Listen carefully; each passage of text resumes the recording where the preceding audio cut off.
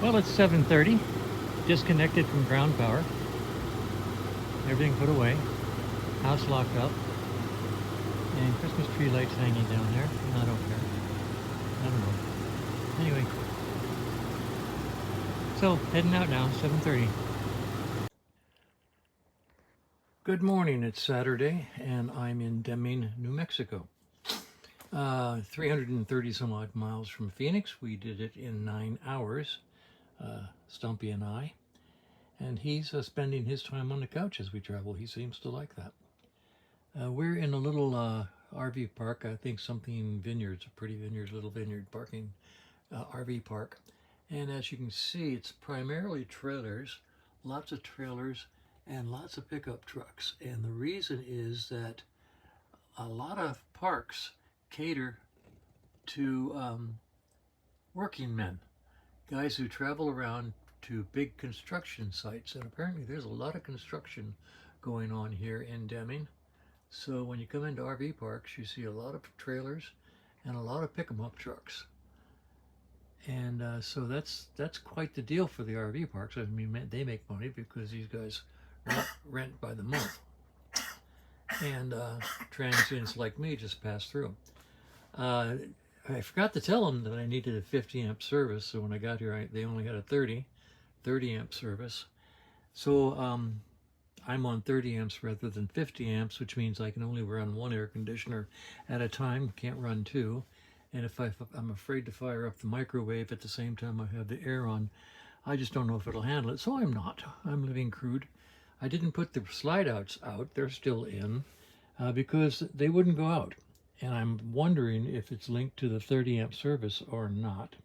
I'll find that out tonight when I get to another RV park and try to put the slide outs out. If they won't go out, I'll have to check around and see what's happened. But I'm hoping it's just tied to the 30 amp service versus the 50 amp. I do have the adapter that adapts the plug from 50 to 30 so I can plug it into the pedestal. I bought it when I bought my first RV, never used it. Kept it in my second RV, never used it. And now in my third RV, I finally used it, and it works. So anyway, that's where we are. Made it in 9 hours. I don't know if I said that, 9 hours, but that includes about an hour of stopping to let Stumpy get out and walk around and do his business. So we made 3 or 4 rest stops on the way down, and that took up an hour. So let's say 8 hours to go, 330 miles, which I checked, and it works out to be about 40 miles per hour, even though we cruise at 65 miles an hour. The rig has a sweet spot right at 65 miles an hour where the engine is turning over at 2,000 RPM. 2,000 RPM, and it just smooths out and it's really happy. We used to refer to that in the olden days as being up on the cam. When the engine would get up on the cam, it would just smooth out and everything feels really good. Not struggling to get there, not struggling once it's past there. Just likes that being up on the cam and cruising down the road. So anyway, we're usually cruising about 65, and occasionally a little faster if you get onto a really good road. Which brings up another point. I've pretty much decided that when you go from one state to another, the new state has a great section of road for about 10 or 20 miles. I mean, beautiful road. When I crossed over from Arizona into New Mexico, the road instantly smoothed out in a beautiful, gorgeous blacktop. It brand new. Oh, it was so wonderful. The rig just sort of smoothed out because the section up to that point from like Wilcox to the border beat the ever-loving heck out of the rig. I mean, it was miserable. Terrible section of road. So it was nice to get into New Mexico and get better road. But then about 20 miles in, it went back to good old standard beat 'em up Interstate 10 garbage roads. So anyway, that's a thought. We crossed over the Continental Divide. It was very completely non-impressive. You want to be impressive on the Continental Divide. You got to go through Wolf Creek Pass up in Colorado, and let me tell you, that's impressive. Wolf Creek Pass coming down the mountainside. Yes. Anyway, I've noticed a couple things on the trip that I've noticed before. I'll talk about them for a moment. RVs quite often tow cars. We call those toads. And the RV will tow a car or a pick-em-up truck or a trailer.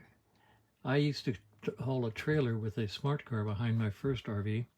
That was my toad. But the predominant number of toads out there, the most popular toad, are Jeeps. Apparently Jeeps can be towed flat down on their four wheels safely, whereas a lot of cars can't because the towing on flat on your four wheels can tear up transmissions, differentials, and all kinds of stuff. So you have to have a vehicle that can be towed four down, and Jeeps can be towed four down, and so they're really popular. So if you watch RVs, you'll see a lot of Jeeps being towed. Let's see, I noticed the other day, the bigger the RV, the fewer the people. You get into one of these big Class A's, and usually it's grandma, grandpa, no kids. You want to see kids, you want to see a family, they're out there in the pop-ups and the little trailers, because frankly, they're at the point in life where the kids take preeminence, and that's where the money has to be put into the family, and so they're out there in a little camper. So you'll see mom, dad, and 3 or 4 kids in a very small camper, and they'll be parked right next to $1 million Class A RV that has grandma and grandpa in it.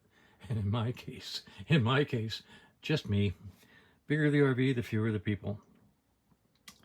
So anyway, interesting signs when you come into New Mexico. They say, caution, wind storms or dust storms. Caution, dust storms may exist. I find those signs interesting because I'm pretty sure dust storms do exist. I've seen them. I'm pretty sure that I've seen dust storms, so I'm pretty sure they do exist, and I don't understand this sign that says they may exist. Once you get caught in one, you're pretty sure they do exist. So interesting wording on the sign saying dust storms may exist, rather than something like, watch out, you so-and-sos. We get big dust storms here, and you're in trouble if you get caught in one. I guess that's a little long for a sign. So anyway, here sits Stump.